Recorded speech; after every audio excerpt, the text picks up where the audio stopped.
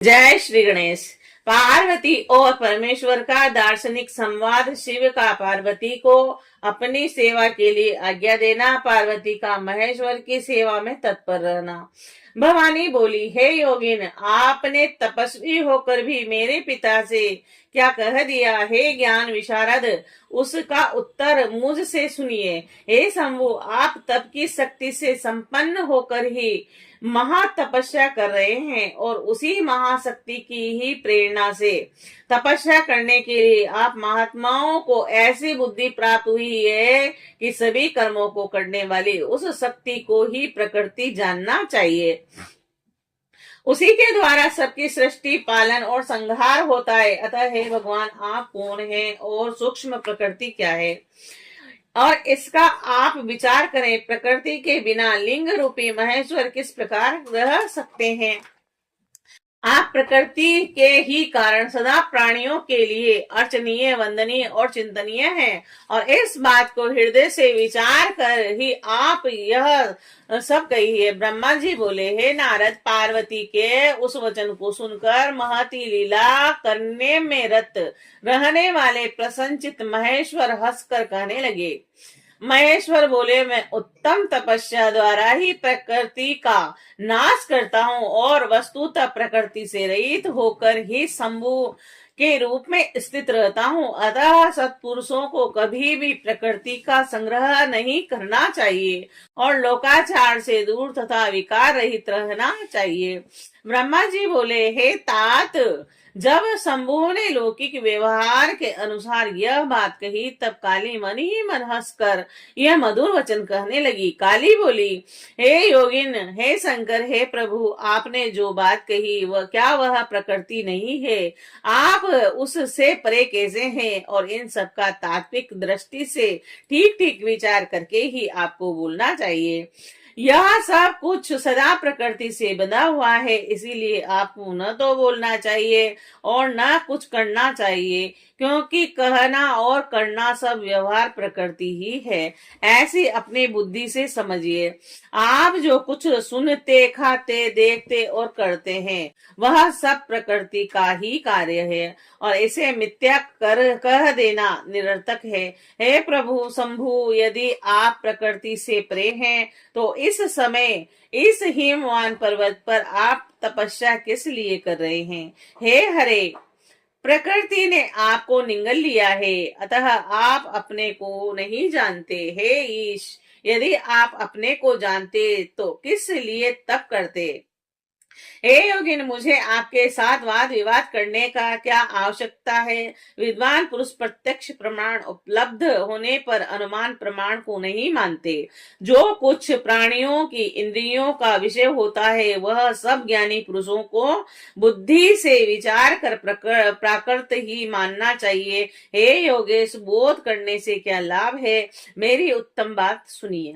मैं वह प्रकृति हूँ और वह आप पुरुष हैं, और यह सत्य है, सत्य, इसमें संशय नहीं है। मेरे अनुग्रह से ही आप सगुण और साकार माने गए हैं। मेरे बिना आप निरह हैं और कुछ भी करने में समर्थ नहीं हैं। आप जितेंद्रिय होने पर भी प्रकृति के अधीन हो नाना प्रकार के कर्म करते हैं, तब आप फिर निर्विकार कैसे हैं और मुझ से लिप्त कैसे नहीं है? हे शंकर, यदि आप प्रकृति से परे हैं और यदि आपका वचन सत्य है तो मेरे समीप रहने पर भी आपको डरना नहीं चाहिए। ब्रह्मा जी बोले, पार्वती का सांख्य शास्त्री के अनुसार कहा हुआ वचन सुनकर भगवान शिव वेदांत मत में स्थित हो शिवा से यह वचन कहने लगे। श्री शिव बोले, सुंदर भाषण करने वाली हे गिरिजे, यदि आप सांख्य मतों को धारण करके ऐसा कहती हैं तो प्रतिदिन मेरी अनिषिद्ध सेवा कीजिए। यदि मैं ब्रह्मा, माया और निर्लिप्त परमेश्वर वेदांत से जानने योग्य तथा मायापति हूँ, तब आप क्या करेंगी? ब्रह्मा बोले, गिरिजा से इस प्रकार कहकर भक्तों को प्रसन्न करने वाले तथा भक्तों पर अनुग्रह करने वाले भगवान शिव हिमवान से कहने लगे। शिव जी बोले, हे गिरे, मैं यही आपके अत्यंत रमणीय श्रेष्ठ शिखर की भूमि पर उत्तम तपस्या द्वारा आनंदमय परमार्थ स्वरूप का विचार करता हुआ विचरण करूंगा। पर्वतराज, आप मुझे यहाँ तपस्या करने की अनुमति दें। आपकी आज्ञा के बिना तप नहीं किया जा सकता। ब्रह्मा जी बोले, देवाधिदेव शूलधारी शिव की यह बात सुनकर भगवान हिमवान ने शंभु को प्रणाम करके यह वचन कहा। हिमवान बोले, हे महादेव, देवता, असुर और मनुष्यों सहित संपूर्ण जगत तो आपका ही है और मैं तुच्छ होकर आपसे क्या कहूँ। ब्रह्मा जी बोले, हे नारद, हिमवान के इस प्रकार कहने पर लोक कल्याणकारी भगवान शंकर ने हंसकर आदर पूर्वक उन गिरिराज से कहा, अब आप जाइए।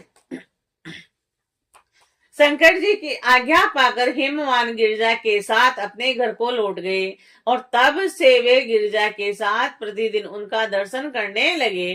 काली अपने पिता के बिना भी दोनों सहेलियों के साथ निरत्य भक्ति प्रायण होकर सेवा के लिए शंकर जी के पास जाती थी और हे तात महेश्वर, आदेश से उनकी आज्ञा का पालन करने वाले पवित्र नंदीश्वर आदि कोई भी गण उन्हें रोकते नहीं थे और विशेष विचार करने पर परस्पर अभिन्न होते हुए भी सांख्य और वेदांत मत वाले शिवा तथा शिव का संवाद सभी के लिए सदा कल्याणदायक तथा सुकर कहा गया है। इंद्रियातीत भगवान शंकर ने गिरिराज से कहने से उनका गौरव मानकर उनकी पुत्री को अपने पास रखकर सेवा करने के लिए स्वीकार कर लिया। भगवान शंकर ने सखियों सहित पार्वती से कहा कि तुम निरत्य मेरी सेवा करो तथा चली जाओ अथवा निर्भय होकर यहाँ रहो। और इस प्रकार कहकर निर्विकार महायोगी तथा अनेक प्रकार की लीला करने वाले भगवान शंकर अपनी सेवा के लिए उन देवी को रख लिया। और धैर्यशाली तथा परम तपस्वियों का यह महान धैर्य ही है जो विघ्न कारक वस्तुओं को ग्रहण कर भी विघ्नों से विनष्ट हो जाता है। मुनीश्वर, तत्पश्चात गिरिजा अपने सेवकों के साथ अपने स्थान को चले आए और अपनी प्रिया के साथ मन में परम आनंद हुए और भगवान शंकर भी आदर पूर्वक ध्यान योग के द्वारा निर्विघ्न मन से परमात्मा का चिंतन करने लगे। काली भी प्रतिदिन सखियों सहित चंद्रशेखर महादेव की सेवा किया करती हुई वहां जाने लगी और ये भगवान शंकर के चरणों को धोकर उस चरणोदक का पान करती थी और आग से तपाकर शुद्ध किए हुए वस्त्रों से उनके शरीर को पोंछा करती थी और वह नृत्य प्रतिपोषोपचार से विधिवत भगवान हर की पूजा कर बारंबार उन्हें प्रणाम कर अपने पिता के घर चली जाती थी। हे मुनि सप्तम, इस प्रकार ध्यान में तत्पर भगवान शंकर की सेवा करती हुई उन शिवा का बहुत समय व्यतीत हो गया और वे कभी अपनी सखियों के साथ भगवान शंकर के आश्रम में ताल के समन्वित प्रेम वर्धक सुंदर गान करती थी। वे कभी कुशा पुष्प समिधाएं स्वयं लाती थी और सखियों के साथ आश्रम का सम्मार्जन करती थी। वे कभी नियम पूर्वक शंकर जी के आश्रम में रहकर सकाम भाव से शंकर जी को देखती हुई उन्हें आश्चर्यचकित कर दिया करती थी। भगवान शिव ने अपनी तपस्या के बल से निसंग रहने वाली उस काली को देखकर पंच तत्व के शरीर में रहने वाली अपने पूर्व जन्म की भार्या समझ लिया और फिर भी शिव जी ने मुनियों को भी मोहित कर देने वाली तथा महासौंदर्य की राशि स्वरूप उन काली को पत्नी के रूप में ग्रहण किया।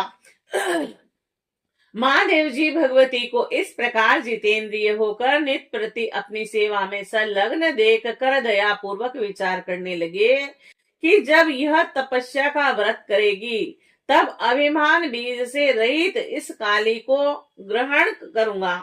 ब्रह्मा जी बोले, इस प्रकार विचार करके बड़ी बड़ी लीलाएं करने वाले महायोगेश्वर भूतेश्वर भगवान शिव शीघ्र ही ध्यान में तत्पर हो गए और हे मुने, ध्यान में मगन उन परमात्मा शंकर के मन में किसी अन्य चिंता का उदय नहीं हुआ और काली भी उन्हीं परमात्मा शंकर के स्वरूप का चिंतन करती हुई भक्ति पूर्वक निरंतर उनकी सेवा करने लगी। भगवान शिव ध्यान में स्थित हो पूर्व चिंताओं को भूलकर स्थित काली को देखा करते थे। वस्तुतः वह उन्हें देखते हुए भी नहीं देखते थे और इसी समय महापराक्रमी तारकासुर से अत्यंत पीड़ित इंद्र आदि देवताओं तथा मुनियों उन रुद्र के साथ काली का काम भाव से योग करने के लिए ब्रह्मा जी की आज्ञा से कामदेव को आदर पूर्वक वहां भेजा। कामदेव ने वहां जाकर अपना समस्त उपाय लगाया, परंतु शिव कुछ ही क्षुब्ध नहीं हुए और उन्होंने उन्हें भस्म कर दिया।